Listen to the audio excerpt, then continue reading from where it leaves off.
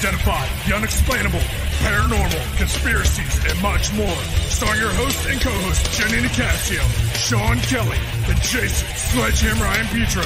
Brought to you by UPRN Network. Now for your host, Jenny Nicasio.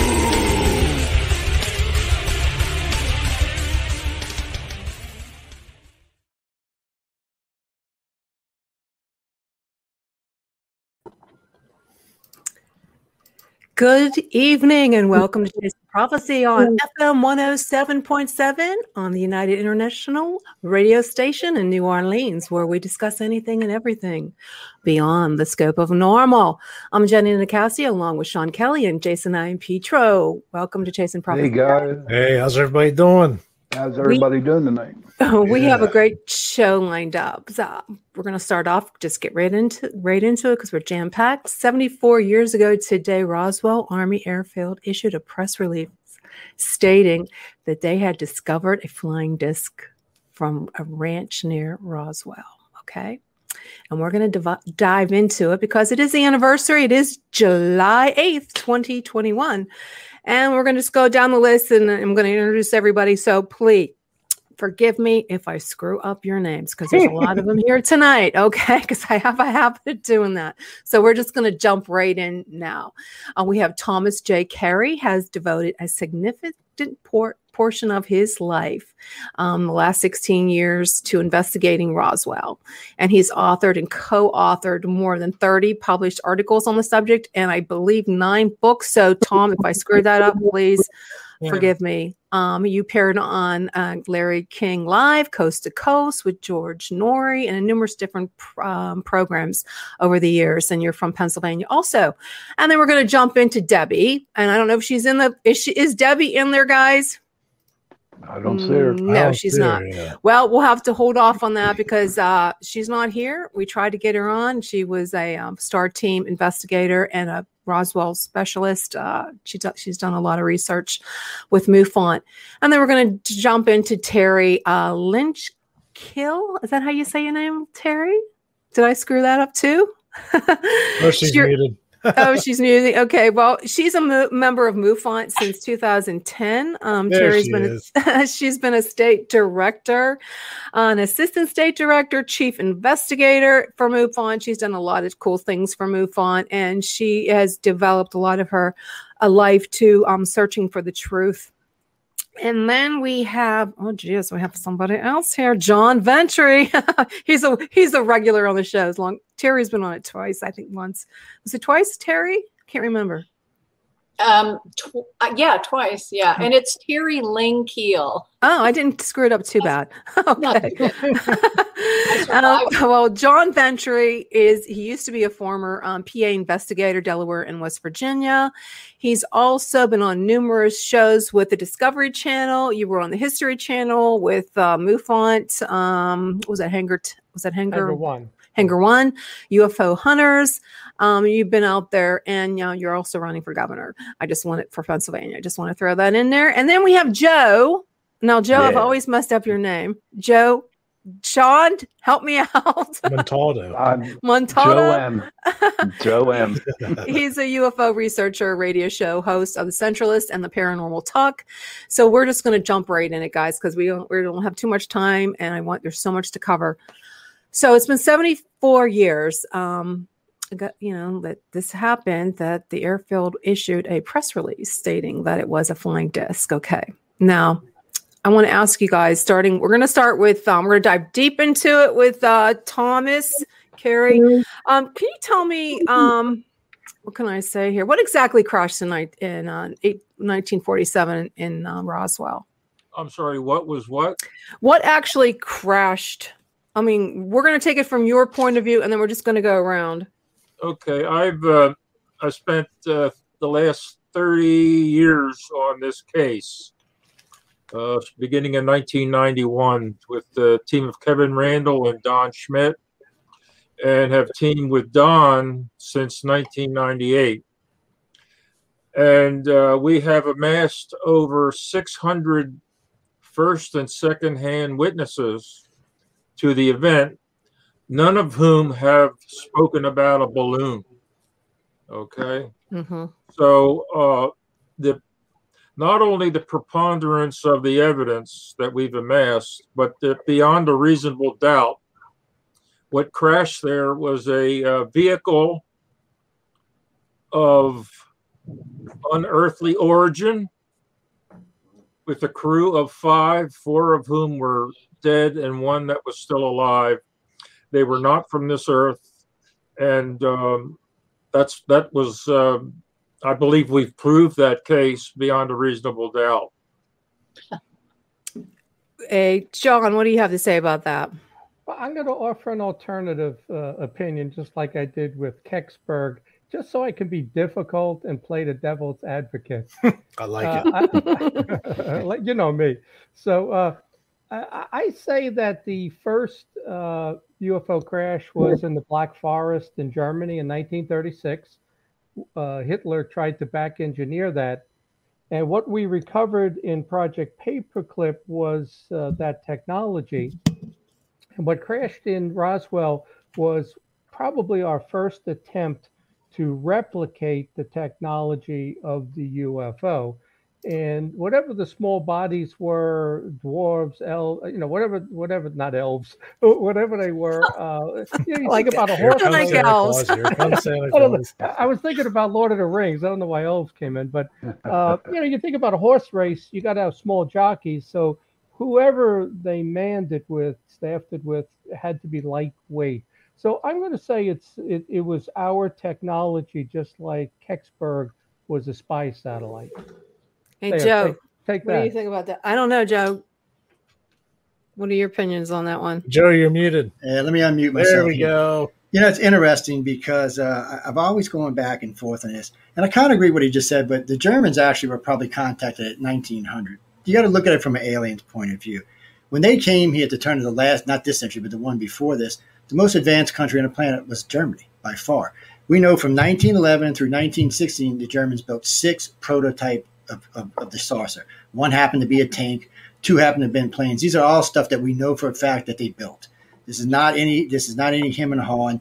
More than likely what happened is when they contacted, because, in Hitler's book, Mein Kampf, he talks about 2 fair-haired, blue-eyed angels that used to come visit him to tell him about what they wanted him to do. None of this is speculation. This is all fact. So we know this was going on. More than likely what happened was we did recover a craft from Germany. And more than likely, we either tried to fly that craft or we tried to replicate it. Either way it went, it ended badly. But look at it from a space point of view. I've got several degrees in avionics and advanced electronics. So any craft that's built to travel through interstellar space is not going to break up on impact. It's not going to happen. It's come down one piece, may bury itself in the dirt. These are not human technologies. It's not going to break up. So either, like he said, either we built something that we crashed, or we were flying something that we got that we couldn't handle and it went down. And they had an escape pod in it, and that's what crashed at Mac Brazel's ranch. It would have made more sense because it broke up in lots of pieces. I do not think it was any balloon by any standard of any way at all, because the Roswell Journal had put out about 3 days later, they put a picture out of what we would consider a microchip, fiber optics, and aircraft aluminum. So these are all things that you have to stop and wonder, where do we have these technologies in 1955? We didn't. It's not any type of technology that we had at all. As far as I know, the microchip was much later than that. And if you're going to go through standard projections, then the microchip would have been invented later than it even came out now. So it does seem like we did recover some type of technology from the Germans. Either we built one or we were flying one, but either way it went, like I said, it ended very badly for them, or whoever was aboard it ended badly for. And it's not beyond the fact that there might have been aliens aboard trying to help us to show how to fly it. It's just humans were just not ready for this kind of technology at this time. Maybe today we might have better luck, but I just, it's just one of those things. But go ahead. You can't even get chips for vehicles to get. Yeah, that's what I'm saying. It's That's true. Terry, what do you think about that? Do you agree with Joe? No. No, I believe that, like Lou Elizondo had said, he was the former head of AATIP, which is Advanced Aerospace Threat Identification Program. And, he's spoken on several fronts, and I've talked with him personally. I'm on the board of directors with MUFON, and he has come in a few times. We've talked to him, and he was someone who validated 2 of the different crafts that I saw. One had morphed, and he validated that for me. So he knows what's going on to some degree, and like I said, he spoke on several fronts and was interviewed on June 26th of this year, actually, and said that there were 2 very real crash sites that happened, that were incidents that happened and were probably spurred on in Roswell by testing that was being done by our military. And it was the U.S. Adam Commission testing that was going on at the site in White Sands, New Mexico. And I had heard and spoken to others, Stanton Friedman and some other people, that there was also microwave testing at that time going on. And I do believe that there were actually bodies, because Max had said, and a few other people had said, that they did order these little coffins, and there was proof to that.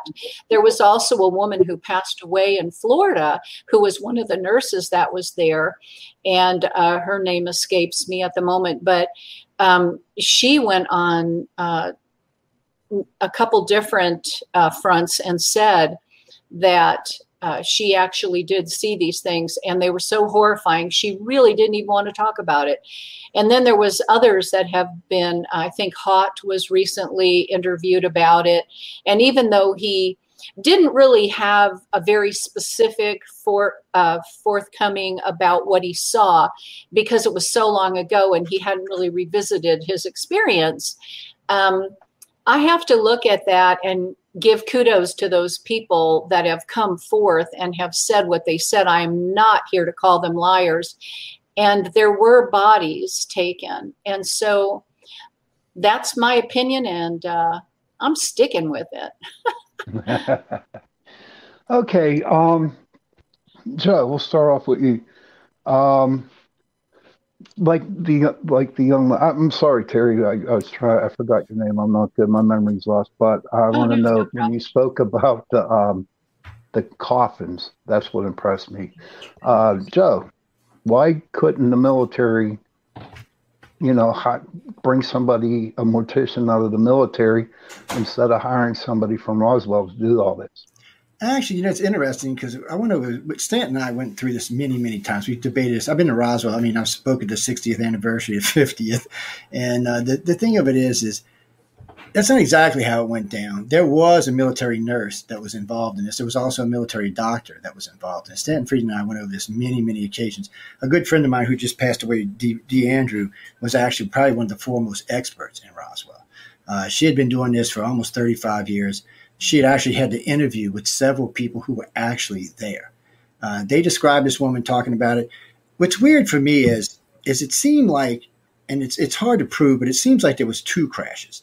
It seems like there was a solid craft that went down, because I remember these hiker boys who were in the Boy Scouts that had described seeing 3 or 4 bodies that were pinkish, but they were human shaped. They wasn't alien. They didn't look alien. They just looked like they had been exposed to high levels of radiation.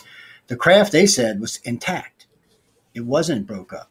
The one in Matt Brazel's ranch was broke up. So it tells you right there it's not any kind of advanced alien technology, unless it was like a shuttlecraft or an escape pod. I mean, really, aliens aren't going to build crafts that are going to come here, be knocked down by lightning, or be crashing and break up in fields. It's just not going to happen. I mean, we will, because we still use rivets, but they're using solid piece crafts that are probably capable of much higher speeds than anything we've seen. So really, what probably happened is, if the Greys were on board, which it's possible they were, there seems to be several witnesses that suggest that the Greys were present at this, and one of them was taken alive. What bothered me about all of that was, as the United States, would we have let China or Russia keep any of our advanced equipment or our people? No, we would not have. We would have went and retrieved them. If we'd had to do, even if we'd had to do it by force, we'd have got them back. So you're talking about an advanced craft that the aliens knew we had. So why would they have let us keep it? I mean, they would have had to have wanted us to have it. And I do not think they would have let us keep their people outright. I think they would have came and got them. So if there was one found alive, unless he died in our custody, which is what most people believe, then they might have let us keep them. But if there was anybody alive, they would have probably came and retrieved their people. They wouldn't have let us keep their people. So you got to take a lot of what comes out of Roswell with a grain of salt. Some of this is true, and some of this is obviously a lie or misinformation or whatever you want to call it. But knowing what I know about avionics and the way things act in flight and what I know about advanced space flight, it's just there's something about this whole story that's just not adding up. There's something missing here that we're just not getting. Can I add something? Go ahead. Yeah, John.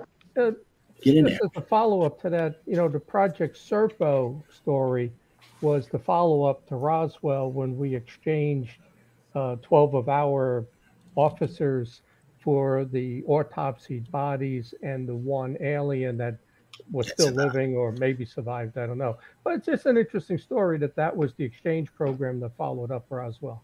Well, it would make sense because, here's advanced aliens. We've got their people. Would you want to be in our hands if you were an alien? Let's be honest about it.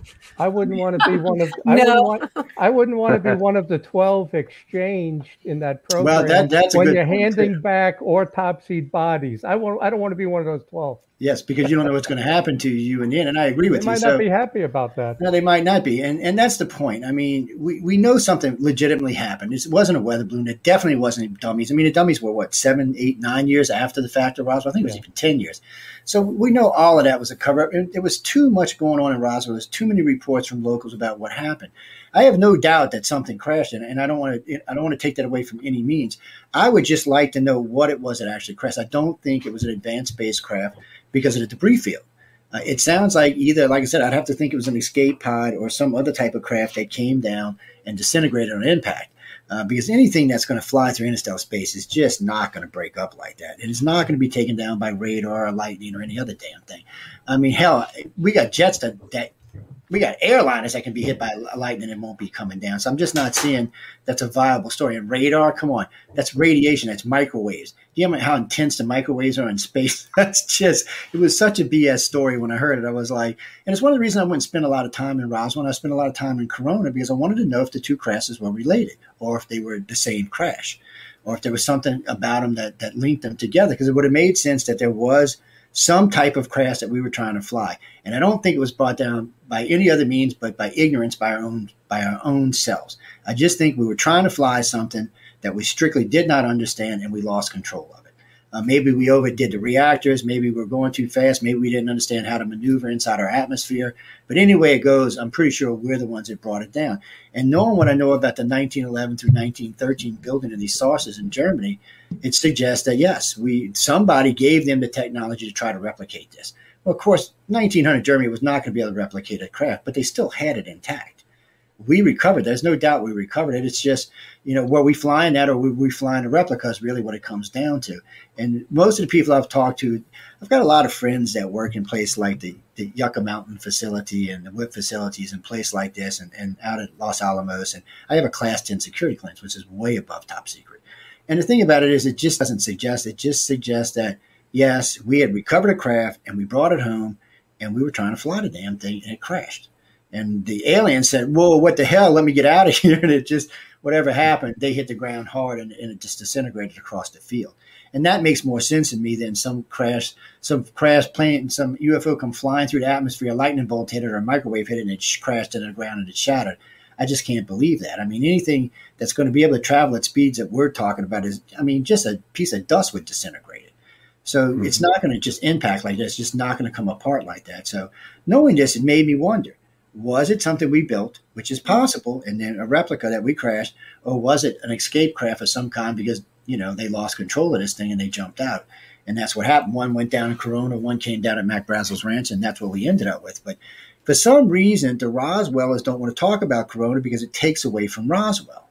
And nobody, Roswell has turned this into such an industry. I mean, when you go to Roswell, most of y'all have probably been there.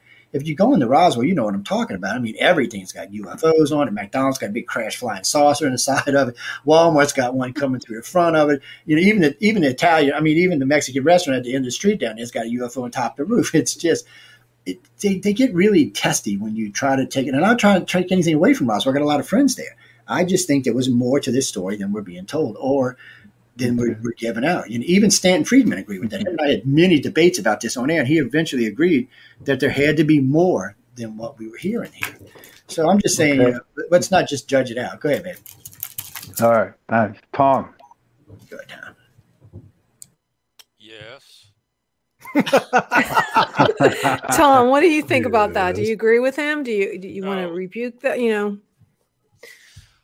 All I know is I spent 30 years on this case, interviewed maybe 1,000 people, 600 or more who went on the record. None of them are talking about what these two fellas are talking about. These are firsthand witnesses who were there.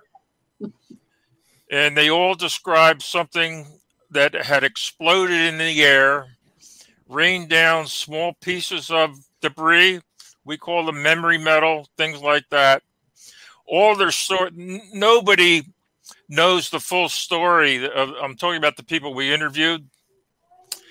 They all know a little piece of the story, and it was our job, Don Schmidt, Kevin Randall, and myself, to put these little pieces together into a, like putting a puzzle together. And after 30 years, a picture formed. And that's what we have to go by.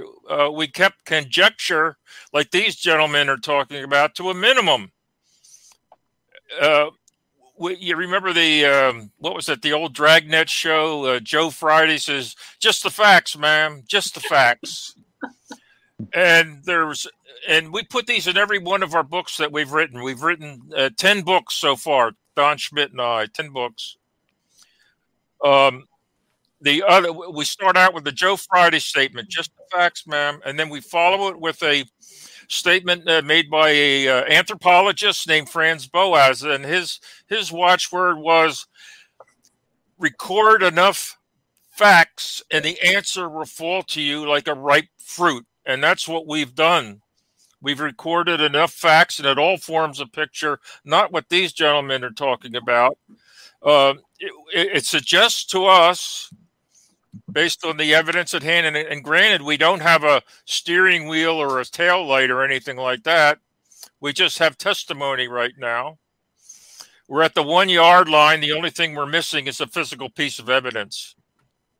And the conclusion is, based on what we have, is that it was a ship of unearthly origin. It disintegrated in the air, most likely either from a internal explosion or a lightning strike or something like that. We don't know. So that part is conjecture, but it disintegrated in the air. That's what the witnesses said.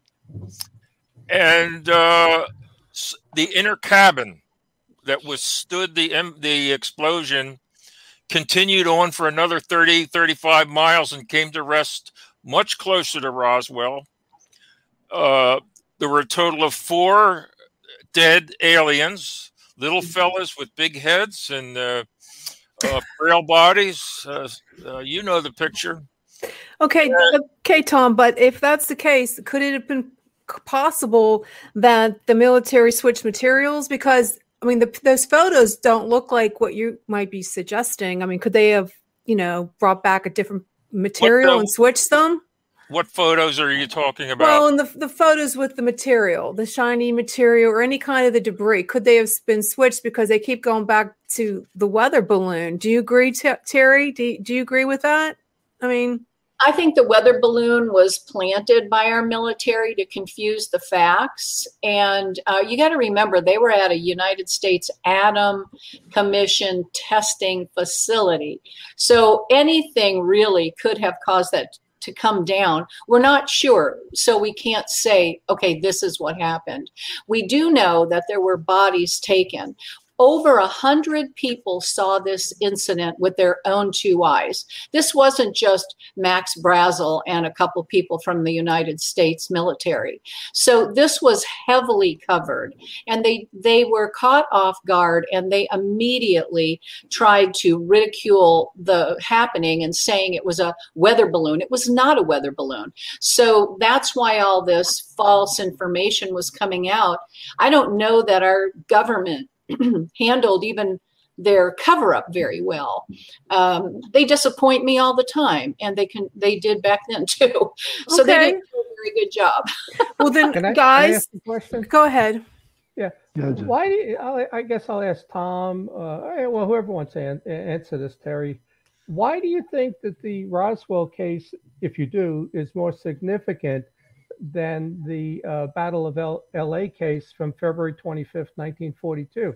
Why does Roswell get so much attention, but the 1942 case doesn't? Well, you'll have to ask somebody. I like the 1942 case. Me too. I don't know. Maybe it's because there was more to investigate. 1942, everybody was concerned about the Japanese, and Pearl Harbor had just been attacked, and that was the big concern, that the Japanese were going to invade the West Coast. Now, that particular case, I still can see that picture of all the floodlights going up and the explosions of the anti-aircraft fire, but why it's not a bigger case, I can't tell you, John. I like the case myself. Well, let me just say quickly why I think it is a more significant case. I think the modern era of UFOs started in 1942 because the Battle of L.A. was the first time we fired on a UFO, the first time we used the balloon excuse. It wasn't Roswell. The first time we denied UFOs, and the Marshall memo says we recovered a craft off the coast, and it was whole. It didn't break apart. So that's just my comments on that, because I think that starts the modern era, not Roswell. Maybe it was the Foo Fighters. I don't know.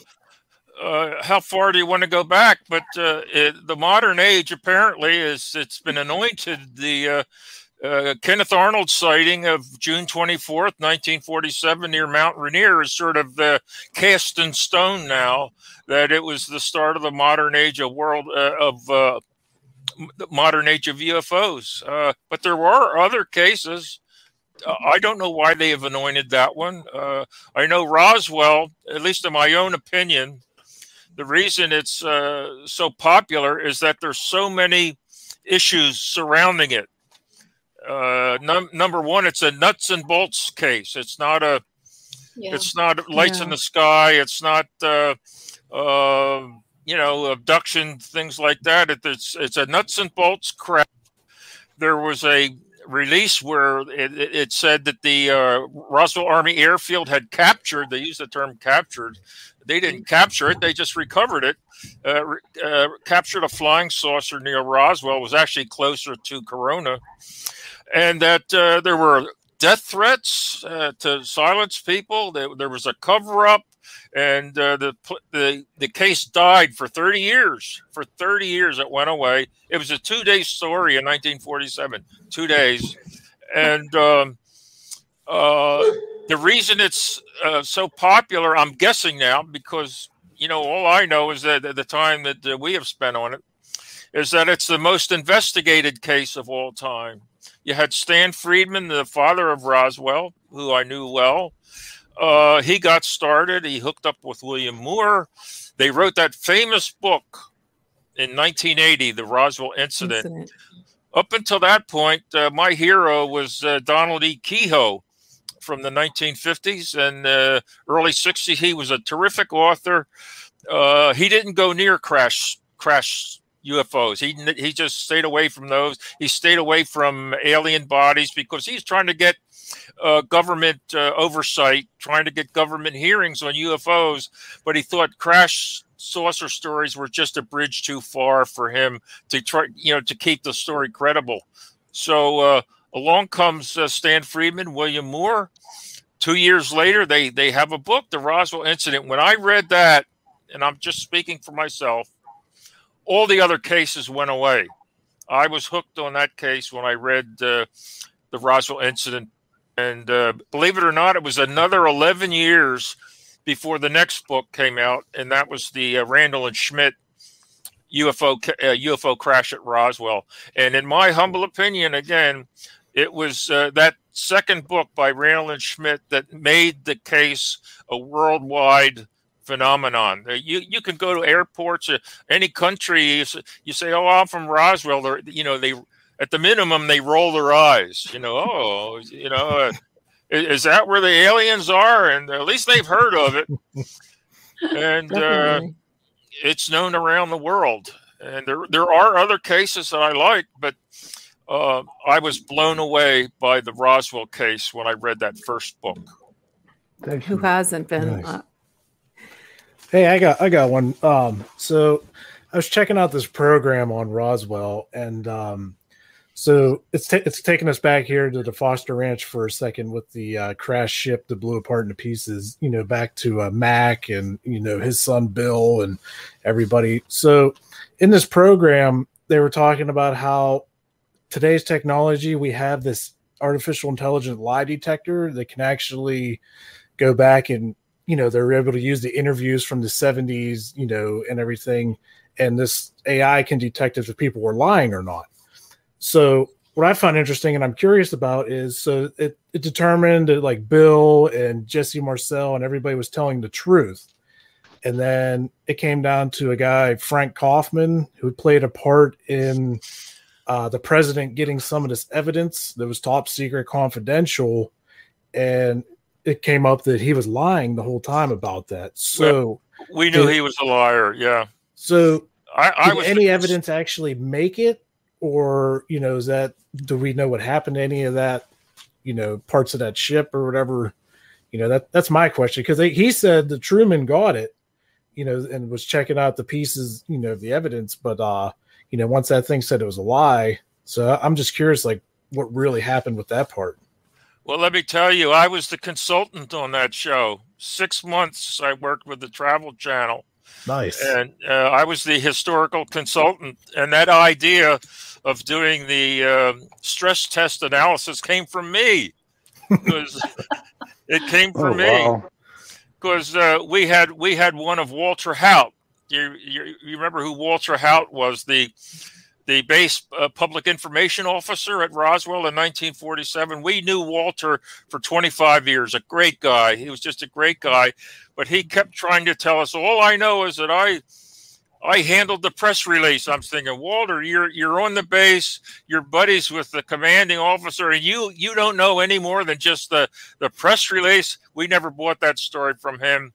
And we finally said, Walter, would you consider doing a sealed statement? And he said yes. So we put together a sealed statement for him of the things that we knew that he was involved in. He was out at the site. He had a piece of wreckage. He saw the bodies, all that stuff we put in a sealed statement. We said, Walt, take your time. We're going to go. Don's going to go back to Wisconsin. I'm going back to Pennsylvania. Get with your lawyer, get with your family, look over the sealed statement, delete what you don't like or you think is not true, add things that you want, and would you sign a sealed statement? He said yes. So a couple months went by, and we got a call from Walter that he had signed the sealed statement. So we went back and looked at it. He didn't change a thing. And so there's a guy who was right in the eye of the storm, knew everything, but he kept it because he promised Butch Blanchard, the base commander, that he would never reveal while he was still alive what took place. So as far as the wreckage, you mentioned the wreckage. I can tell you this. You all know of this report that the government, the Defense Department put out last week that basically said nothing. Yes. I'm reading that report and I'm thinking, I've read this before. And it dawned on me in 1960, the Air Force Project Blue Book put out something called Special Report Number 14. It was the template for the report that came out last week. The conclusions were the same. Oh, there's things in the sky that we don't have the answer for. We know they're there. We don't know what they are, but we're going to keep looking. And we think if we get more sophisticated equipment like this report, when they were tasked to by the Senate Intelligence Committee to put a report together of what they know about UFOs, they call them UAPs now, right? Yeah. They don't like the term UFO. It's UAP, unidentified aerial phenomenon. when they put that report together, they didn't go back to the 1940s with all those good cases, by a lot by civilians. They narrowed the scope to just military cases in the last 17 years, beginning with the Nimitz case off the California coast in 2004, and ending with the Theodore Roosevelt case, USS Theodore Roosevelt off the East Coast. They had 144 cases that they looked at. 143 were unknown. Those are those, everybody's seen them. Those videos that the Navy pilots took. Yeah. Everybody has seen. I've seen those to where I fall asleep watching those. And they solved one case out of the 144. They solved one case. You know what it was? A balloon. It was a balloon. That's true. And I'm thinking, I don't believe what's going on here. And they said, well, they're not a threat to national security, which goes back to that 1960 report. They must have used that as their template. And they said, well, when we get more sophisticated electronic FLIR type equipment, we will be able to plug in a new case and it'll tell us what it's not. Well, guess what? Even with my own eyes, I can tell what that's not. Those videos, they're not anything that I recognize, and the pilots who were engaging those didn't recognize them. The one was the Tic Tacs, the big Tic Tacs on the West Coast, and then you had the other one that looked like a spinning top. Those are not anything I know. You don't have to tell me, oh, we need more sophisticated equipment. I can tell. I've never seen anything like that. So that's where they left everybody hanging. Like, we just need some more time. We need some more equipment, and we're on it. Oh yes, that's what you. They need more money. They wanted more money. Was the bottom line. Yeah. Yes. Yeah.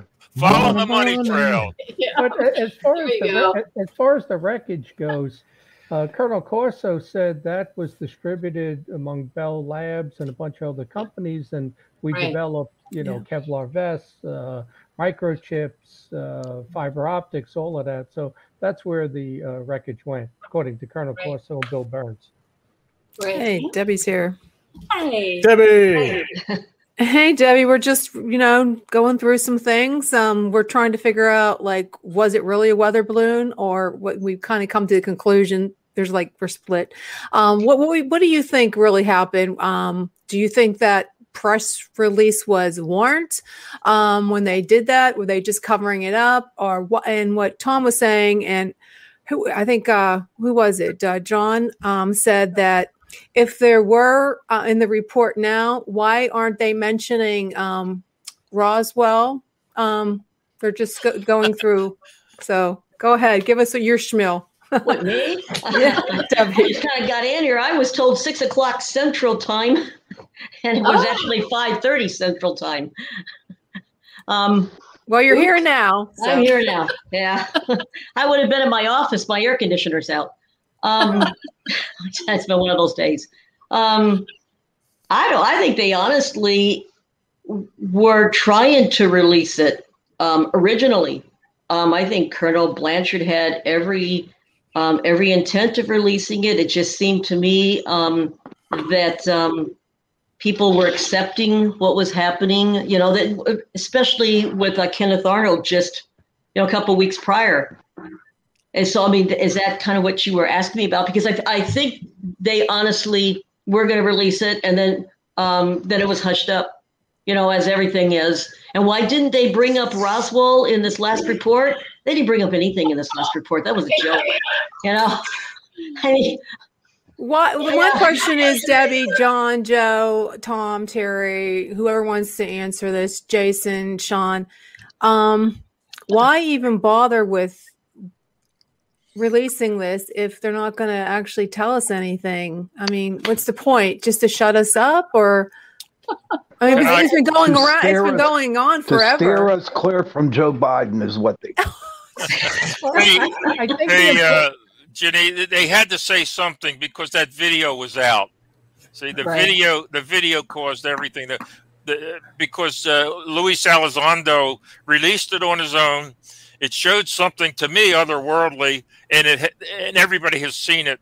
So the horse was out of the barn, and they had to say something. I think you're right, Tom. I think we should first. Actually, Trump put it in the last $1 trillion package that they That's had. what to I was release. about to say. Right. Yeah, the reason there was Trump. any talk at all was because Trump put it in the $1 trillion package. It said it had to be released. Matter of fact, the Pentagon's being sued because in the thing it said they had to release everything that they had from now to then. So they haven't. So there's a lawsuit going on against them right now. Trump actually wrote it in there. I don't know why he did it. I had no idea the man even had an interest in UFOs because he was weird. So, but when we first got the documentation on, I was like, oh shit, this is most interesting that any president would even consider releasing anything UFO related. I think Marco Rubio had a lot to do with that. He probably did. Marco Rubio was the one that got it in there. They were pushing it in. He's on a mission, and yes. And you're right, they had to release something because of the videos that have come out. They didn't release what they were supposed to, but at least they've semi-admitted that there is something out there that they don't know what it is. And that's half the battle. But, you've got the public going into space, too, and you've got China. This isn't going to stay a secret for very much longer. No, it's not. Well, the important thing is that, like Debbie said, is they can no longer say they don't investigate UFOs. The Air Force can't say that. Right. And they can't say UFOs are not real. So the laugh, giggle factor against us is gone. They can never say that again. And that's my defense while I'm running for governor. If they call me a UFO nut, I'm going to say, go look at the Pentagon report. That's right. That's right. And that's it. I'm cured. I'm no longer a nut. I'm cured. Terry? Yeah. Yes. Your view, Terry? Did you say Terry? Yeah. What do you think about all this? I mean, we're moving on from one question to the next. I mean, we're going back to the report. Go ahead? Do you think it's been warranted? How about this? It makes Roswell seem more legit if this is all happening. So, does it give us more clarity on Roswell, the report, or it just doesn't do anything? You could just use it to use in the bathroom, toilet paper, whatever. Well, personally, I think that it does make it more legit, but and that's just me. I'm not speaking for MUFON or anything, but I've had my own experiences, and I've had quite a few. So somebody's background is on. Yeah, we got a little feedback coming from somebody. Yeah. It's definitely coming. And so anyway, I do think that because of my own personal experiences, what I know about Roswell, I've talked to Len Kasten, I've talked to not Bob Lazar, but I've watched many of his interviews. And Clifford Stone, I've talked to him personally. And so many others who have had really powerful experiences and seen things and documented what they've seen, and then spoke with Lou Elizondo. I am very much in the thought process that they are very real. I've seen my own, so nobody's going to ever tell me otherwise. I've had my experiences, and everything just seems to connect. I believe that something went wrong in Roswell. So bringing this up again is just calling attention to the Roswell incident, which validates it for people. And a new generation is finally, for the first time, even hearing about it. Mm-hmm. So to me, that's great. Because being the director of memberships with MUFON, I'm looking for people to ask questions, get involved, seek it out, do your due diligence, join MUFON and figure it out with the rest of us. We're investigators. We're certified investigators. So, we're not there just to be paid. We're doing this on our own time, and it's our passion.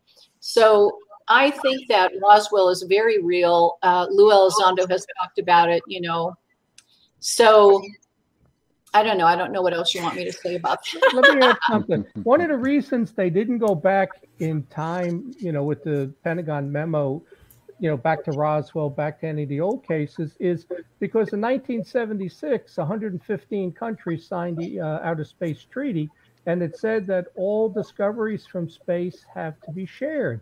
So we're never going to admit we recovered anything because we don't like to share, especially with China and Russia. So that's never going to be admitted. In my humble opinion, the simplest answer why they never went, they're not going to go back to Roswell. They're not going to go back 74 years to anything, because then they would admit that they've been lying to us for 74 years. Sure. And that's why they shrunk the study to the last 17 years, because they'd have to admit we've been lying to you for 74 years. So then everybody's thinking, well, what else are they lying to us about? Longer than that. So do you guys think that like with today's age, we're in a better place that say they could release info that UFOs are real compared to the past? Because remember when like Orson Welles came out, War of the Worlds, suicide rates were through the roof because people were freaking out back then, but now it's 2021, everyone's into UFOs and paranormal. Right. So do we think it's more of like an easier thing to finally break out, than it was back then for the general consensus? Well, I think absolutely, because we've become so modernized. But for me, the UFO question for disclosure comes down to two things. Do you or don't you believe in God? Because if these aliens were created, then evolution's out the window. And not really. Not really. Not at all. Well, let me finish. If they say, I'm saying, if they say they were created, that validates God, which is something the progressives don't want. But if they show up and tell the evolution story and there is no God, people are going to follow this superior alien. And that's one of the things foretold in the Bible as far as the great apostasy. Yeah, but what if they don't believe in our God? Yeah, well, I'm just saying, maybe there is only one or more. But I'm just saying, that's a big question with this. It really is. Do aliens confirm the existence of God or confirm the existence of evolution? Okay, John, I'm going to stop you right now. Okay. If you believe in God, the Almighty, and if you follow the Bible that God created the heavens and earth, and on the seventh day, he rested. But the day that he created man, why couldn't he have created other beings that he wasn't happy with? Well, instead of destroying them, he stuck them somewhere in the universe. The Bible doesn't address life in space. The Bible is the story of the Adam family. But Jenny, but saying that, he could have created races since us because he doesn't like us anymore. Yeah, well, no, he could have created keep that in mind when you say that. Real quick, let me say something real quick. Well, first off, there's a pre-Adamic race that was created before Adam and Eve. That was the Jewish lineage being created. But the thing that's so interesting, I think, is that not only does it validate the fact that there is a God and he is who he says he is, there's no doubt in my mind about that.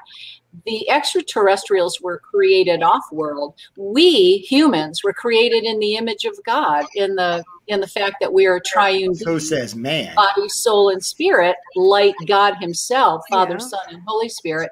And the extraterrestrials weren't. Horses weren't. Well, I've never heard God say that we were created by him. So let's not go there. Let's go back to Roswell. Wait. I'm going to go there because that's the Bible was not written by God. The Bible was written by man 300 years after Jesus.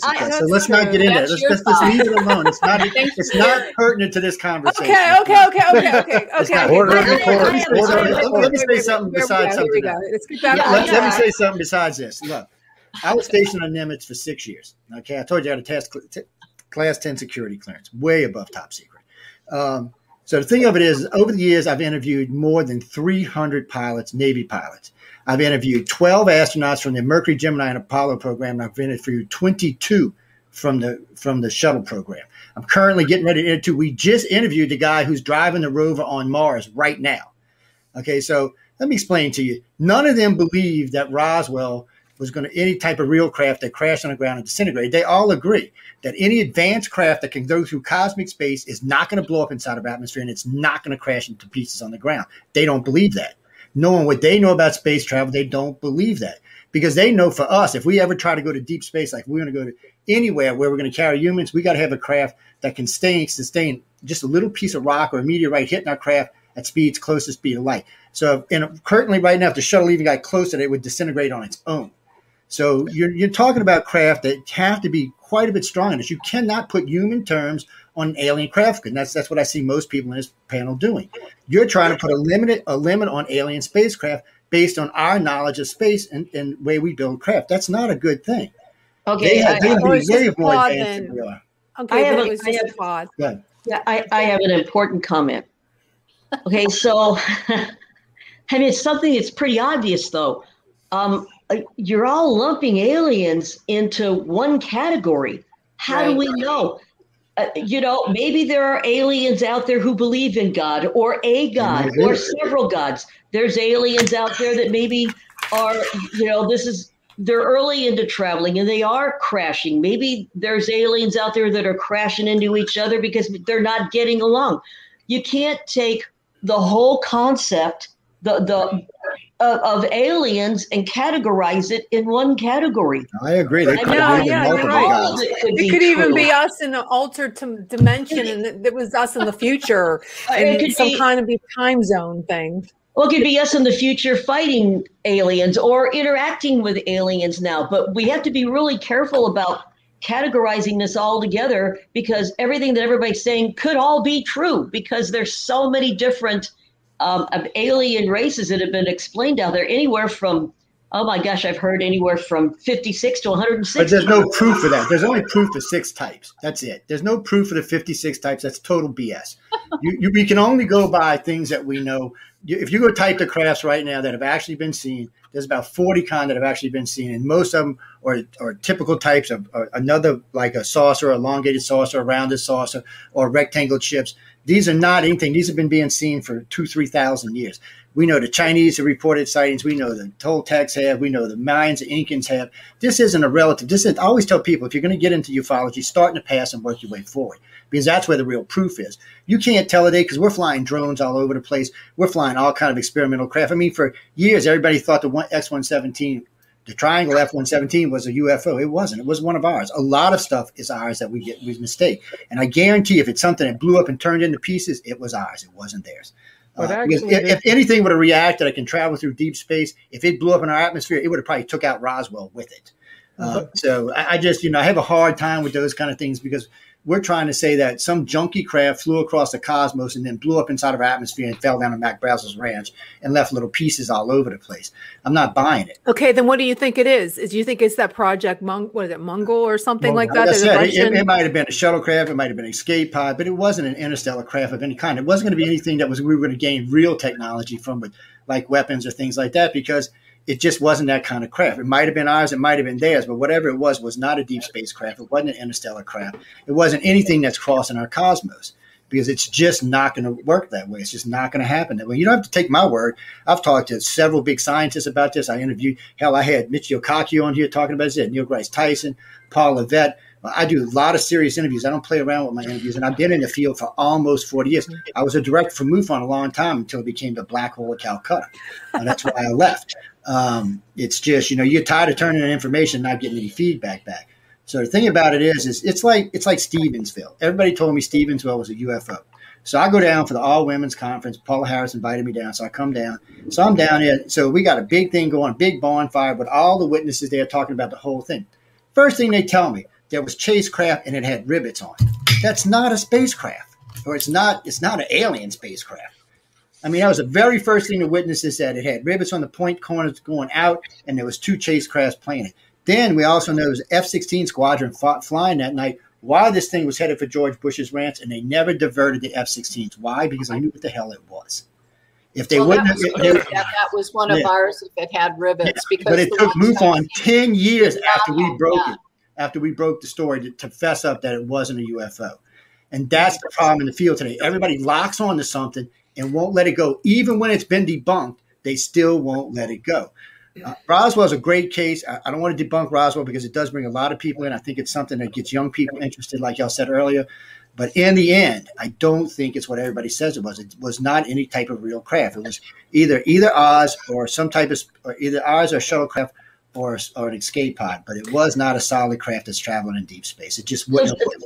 Joe, how many times have you been to Roswell, and how many people have you talked to down there? I've been to Roswell about 20. Guy Malone's a good friend of mine. I've been to Roswell probably 15 or 20 times, and I've probably talked to more than 200 people down there. And Don Smith, I've interviewed probably 30 times. I've interviewed Stanton Reedman probably 60 times over the 40 years I've been doing this. So it's not like I'm not informed on this. I've got friends that are much deeper into Roswell than I am that are also doing way more investigation. So it's not coming out. And when you talk, I'm not telling you, you don't have to take my word. Go talk to some astronauts. They're not buying Roswell, and they believe in space. Okay. I've said this many times. When an astronaut tells you he's seen a spacecraft and you tell him no, okay, we pay these guys to be trained to go into space and look for ET. And when they tell us they find them, we say, oh, well, no, it wasn't. Of course it was. But we don't want to talk about those craft that we actually have good proof of. We have video of shooting through the cosmos at speeds that we can't even achieve or even think of achieving, or we can't even repeat the Foo Fighters from 1940s. Okay, Debbie. You are pretty much an expert on Roswell with your research you've done. What do you say to that? I want to hear what Tom Carey has to say because I've heard a lot of BS. Okay, Tom, you've written so many books on the topic. What do you say to Joe on that? Yeah, Tom knows what I think. If I could respond to that, go. Yes, you're on. I could care less what pilots say today about 1947. They weren't there. We have Werner von Braun, the father of the. I've interviewed Carol. Are you going to let me talk, or you want to keep going? No, because I think you give us BS. But go ahead. Okay, let's go. Werner von Braun publicly stated twice that it was extraterrestrial. Okay, William Blanchard, the base commander, said it was extraterrestrial with bodies, and he was the commander of the base. They were there. We have rocket scientists from the German paperclip people that came over after World War II who were involved in the analysis. They were taken to the crash site because they were afraid. They wanted to know if it was Russian. They thought it might be Russian first, and the German rocket scientists said, no, it's not Russian, but it's nothing we've ever seen. And Werner von Braun himself, I would put his opinion over yours, sir, that it was extraterrestrial. Well, I'd have to see where he said that because we've researched Vern and he's never said that. And Carol Rosin, I've interviewed several times. In no time has she ever said, she was his secretary, that Werner von Braun ever said He stated it publicly twice. So I'd have to see it. Well, if he said it public, there's going to be something that shows that. Do a little research rather than... There's no research. I'm looking right now. It doesn't say he's ever said. Hold on. Let me add something. And just to go back to the beginning of what Joe said, but there is actually no proof of aliens because there is no DNA or blood. In 2018, I put a $30,000 reward out for blood and DNA. Nothing showed up. What are you talking about? What are you talking about? Joe said there's proof for aliens. There is no proof. So maybe the aliens... Testimony's not proof. Testimony's not proof. What I'm saying is maybe this thing is interdimensional and you can't get your hands on it, and the alien would dematerialize, let's say. There is no proof for aliens because you can't show me blood or DNA. There's zero proof. Well, I can't. Nobody can. Nobody can.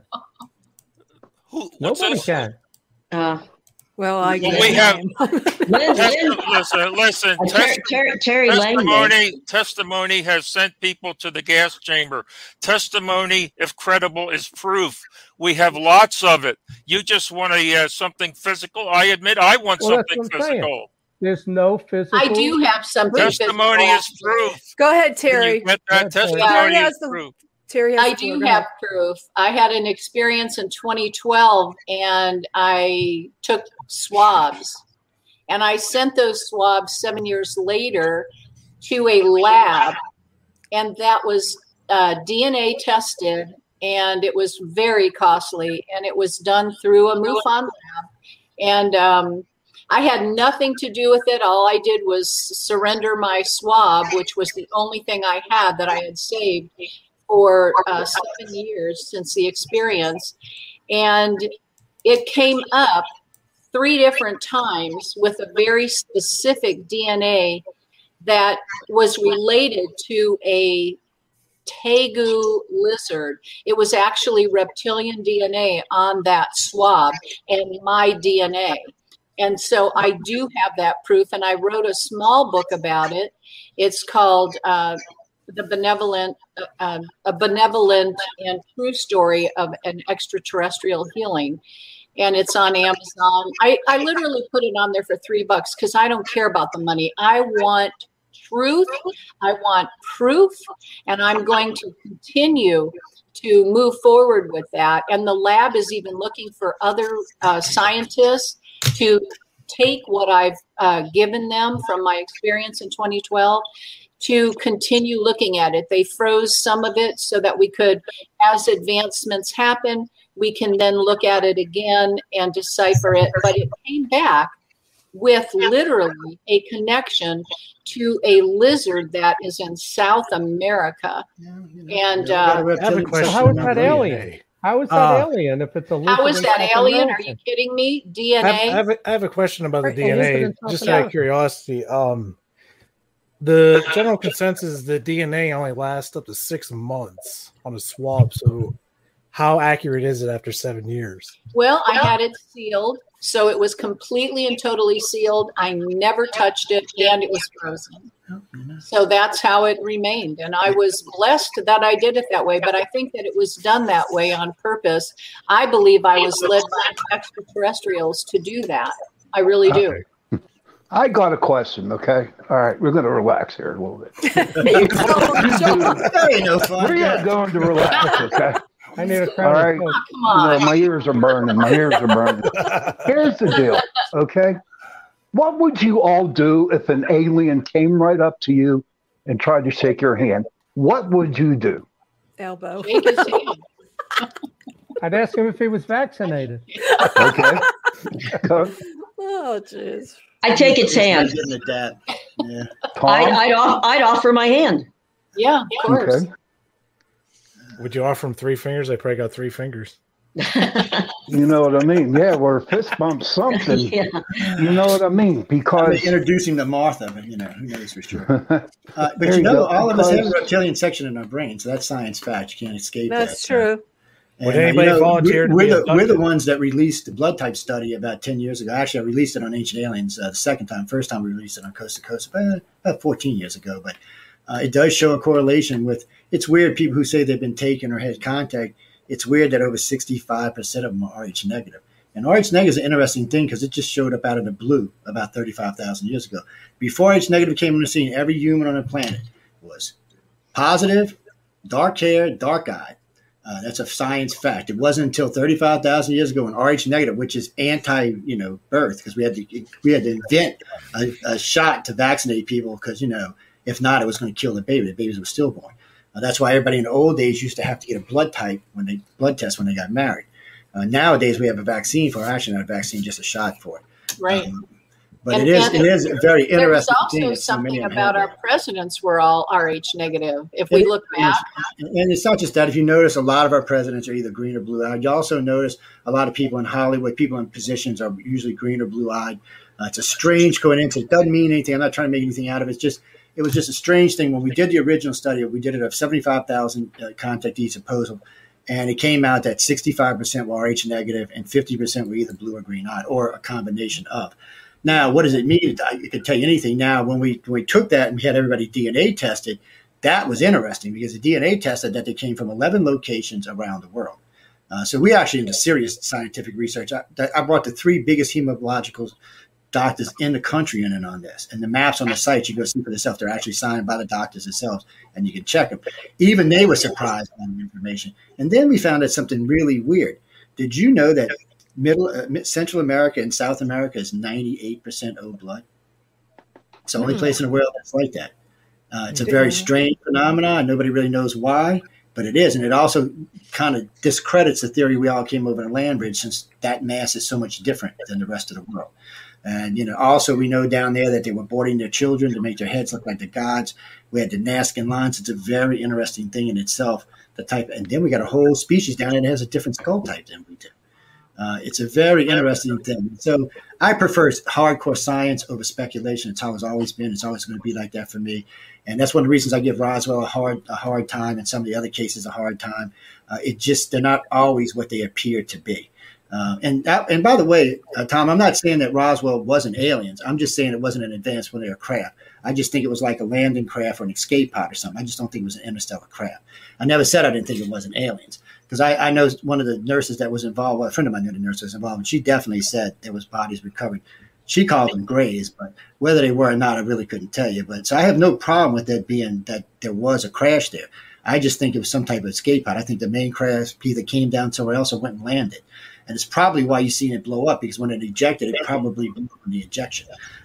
But it makes more sense than it really, any craft that was crossing through the cosmos just isn't going to do like that. If the aliens are that ignorant that they can't even fly here and land, then what are they doing in space in the first place? And that's why I don't believe all these craft. Biggest question too, Joe. That's a big question. A lot of people say to me, "Why do you think they're here?" And my mother has seen them. I've seen them. My son has seen them. My oldest brother, all green-eyed, except my son who's a blue-eyed. But I think that if they've been here since the very beginning, which I happen to believe that they have, I think they've always been here. The Sumerians, weren't what are they looking for, and why haven't they found it? Or are they just literally using our minerals and that sort of thing? I think it's more like a babysitting mission. You know. So I think we are them. Well, if you go by what the Sumerians say that some race came here that couldn't breathe our atmosphere. They built dome cities and they moved into them, and they created another race that created the 7 creations of man, which we were not us, but our descendants were supposed to be of. And they tell it. They say that they do things like procreate, powder fields, but they didn't ask why. They weren't sentient in the way we were. Then they got the story that they said that the reptilians used to come in, steal the women, rape the women, bring them back with children. The children were born, they were different. They were aggressive. They were asking, why the hell am I doing this? Eventually, Samaria fell. The Dogon actually backed that story up. So, you've got 2 races here. And then you've got, of course, the Egyptians who have skulls, like what they say the human aliens have. Because they say the human alien skulls are like this. They come back like this. They look like us from the face on, but the skulls are deeper than ours. So in the Egyptians, so you have 3 races in the same areas that are basically telling you the same thing, but we want to ignore that. We want to just say, no, none of that means anything, but that means a lot. And then we've got a whole society from other places. I think they did come here from other places, and they've been with us all along. So we've actually been interacting with them throughout all these generations, and we're very different from them. They're other than we are. They're not made like we are. Like the one that I saw, the tall white hat arms that hung below his kneecaps, where a kneecap would be, and his legs were so thin, and his neck was so thin that he was absolutely frightening. And yet he had these huge eyes and no nose, no ears, no mouth. I'm sure there's a couple of, for most of the people we talk to, they suggest 6 types of aliens that come to this planet. And but so many people like who have been in the military and have information, like Clifford Stone and Lazar. Actually, don't even bring Lazar up to me. I busted Lazar. Well, I like him. I believe him. Well, a good friend of mine worked at 7 different species, and then some of them even talk about 144. So I don't know. But I don't claim to know all of them, but I know the ones that I have had, an interaction. Think of it like this. You can't even keep the reptilian humans and the grays a secret. How are you going to keep 144 a secret, or even 56 a secret? You're not. Yeah. It would be an impossibility. I don't have all the answers. And then why would certain aliens even allow other aliens here? You always got to take that in consideration. That's true. Something else may be going on. But I try to stay out of that. I mean, we do research on abductions because one of the things we do, and it's because when I got into this field, nobody would touch it. Matter of fact, I brought her up to Paula Harris one time 22 years ago. She wouldn't even speak to me for a year because I kind of caught her off guard with it. I had to make up to it at Roswell at the 50th anniversary, as a matter of fact. And it was a funny thing. But so we do a lot of hardcore research on that because we're just trying to find out if these people are crazy or if there's something going on. Because the very first person that ever told me they'd been abducted by aliens, I looked at him like, you got to be nuts. But then I researched this woman. She was way up. She was a doctor. She was way up, one of the head surgeons. She had a large family, a lot of money. And if this would have got out, it would have ruined her career. So I couldn't even. And she didn't know me from Bean. So I'm like, and then more and more of these people I've had 2 astronauts tell me, I've had several pilots tell me, I've had several people in the government tell me they've been contacted. Senator McDonald came to me because he had an experience actually in Nevada of a black triangle flying over his car. This guy's in charge of the Senate Intelligence Committee. He's contacted me. He said, look, I heard y'all check these out. It was a TR-3B as best we could tell. So I made a deal with him. I said, if he ever found out what it really was, would you send me any information on it? He sent me a vanilla envelope, pretty much with all the blueprints of it, saying exactly what it was, because he was pissed. Because this guy was way up, 22-year incumbent senator, and he didn't know anything about it. He was hot that this had been kept from him, and he went and found out what the hell it was. So, I mean, there's lots of things that suggest that we are being visited for whatever reasons. I don't get into the reasons why, because, when you start talking about agendas, there could be thousands of agendas and thousands of reasons why they're here. I have no doubt for whatever reason the planet is being visited. Now, I'll tell you like I tell everybody else. People call me all the time and say, oh, they're here to save the world. They're here to end the world. No, because none of that's happened. We're still here. We're still going like a crazy people. And when you tell me the world's enlightened, all I tell you is take a look around at planet Earth. It doesn't look very enlightened to me. So I can't buy those excuses. They're here for whatever reasons. It's probably not even all about us. We may be a way station, a stopping point, and they just kind of mess around since they've been here. So I don't want to put something on them that I really don't know. And Tom, I do agree with you that there was a crash at Roswell and it was alien. I just think it was something else other than I don't think it was a full-fledged craft, because one thing, we'd have been trying to backwards weapons and all kind of stuff, and we just don't have that kind of technology yet. But we do have Microsoft, chips and aircraft aluminum, optics and things like that, which probably we would have recovered from a crash like that. Terry, I wanted to follow up with you.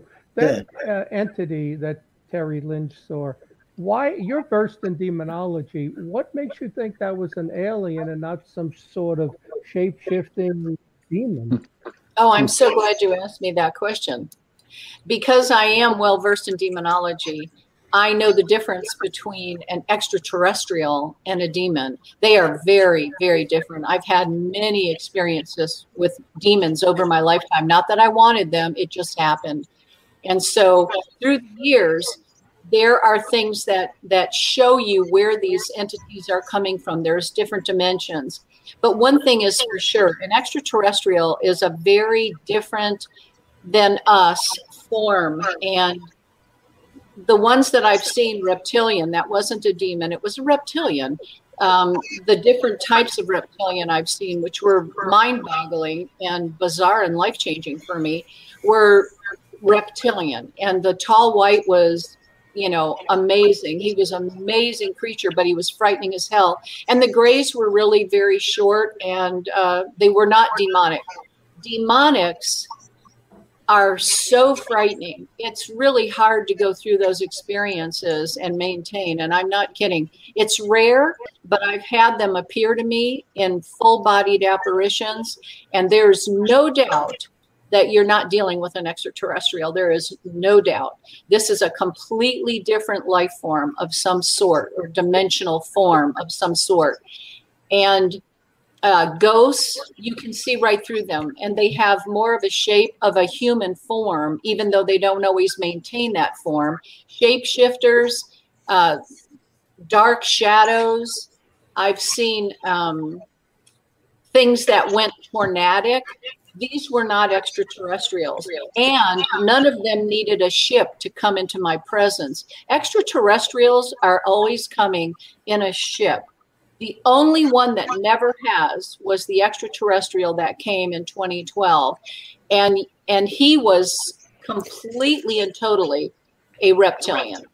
But you said the tall white was frightening. Why do you think that was extraterrestrial? If it was frightening, but because he came out of a craft that was parked on my right side, and initially I didn't see him, and his head was so big on this very, very thin. It was just very frightening looking. That was 1979, and it was the very first time I ever laid my eyes on an extraterrestrial. Have you ever seen Charles Hall's? It was really, really scary. His head was Charles Hall's tall white. I'm sorry. Charles Hall kind of introduced the tall whites a while back, about 2 decades ago. I know nothing about Charles Hall. Well, you ought to look at he's got the Millennium. He's got 3 books, the Millennium. Yeah, you ought to check him out because it sounds a lot what you're talking about. But that would be interesting. I purposefully never engaged in any of that because I can only tell you what happened to me. I don't know what happened to anybody else on this panel or on this planet, but I know what happened to me and what changed my life and made me who I am today and drew me into the direction that I've gone. And so I do believe in spirituals. I believe we're all spiritual beings on a human journey here, and we're here to learn, to figure it out. And we're all walking each other home. We all have differences of opinions, but nevertheless, we're all talking about exactly the same things with different experiences. Jenny, you got 7 minutes, babe. Well said. I just want to wrap it up here. So we have the 3 camps of people: the UFO crash, the government's lying, the weather balloon crash, the UFO people are crazy. So 30 seconds, your final thoughts, Tom. My final thoughts? That's tough in 30 seconds. Yeah, I know. You got to go through everyone. It's we sort of all of the firsthand and witnesses are gone right now, and we had a book come out last week called "Touched by Roswell." It's about the crash encounters of the rich and famous actors and actresses that you would know. We have a book that will come out next year for the 75th anniversary, which I'm praying will be our last book on Roswell, our 11th book on Roswell. So it's something that has captured my attention for the last 30 years. And it's been certainly a labor of love. Otherwise, I wouldn't have continued so long. And I'd like to think that Don Schmidt and I, and before him, Kevin Randall, we were on the right track. I believe we were. Okay, Debbie, final thoughts. 2 seconds. Sorry, we're running out of time. 2 seconds? Running out of time. Sorry. I believe that something happened at Roswell, and I'm glad it's still being brought up today because I think Roswell is where the beginning of the lie started, and I think we're going from there. Terry. I agree with Debbie 100%. Okay, John. I think the older cases aren't relative anymore. I want to know what their intentions are, why they're here, what they believe. And until I meet one and ask them those questions, that's really what I'm interested in at this point. Joe. Oh, I just want to know why nobody talks about the Hills case anymore. Okay, we'll make that next show. We'll make that next time. All right. Well, thank you so much for joining us tonight. And Chasing Prophecy was a great show. Thank you so much, guys. Thank you. Thank you for having us. Thank you so much for having us. Oh, nice everybody, don't forget, we got go vote, go vote, go vote. We have 5 shows at the People's Choice Awards. Get out there, vote, vote, vote, vote, vote. I voted for you. Yeah, get out there. So you got Writers of the Futures from Galaxy Press. They're out there. They got the Centralists. They've got Science and Beyond. They got Chasing Prophecy. They got The Outer Realm with Michelle DeRoche and Amelia Pisano. Y'all get out there, vote, vote, vote, vote, vote. Vote some more. Thanks, guys. Good night, everyone. Thank you. Good night. Good night. Thank you.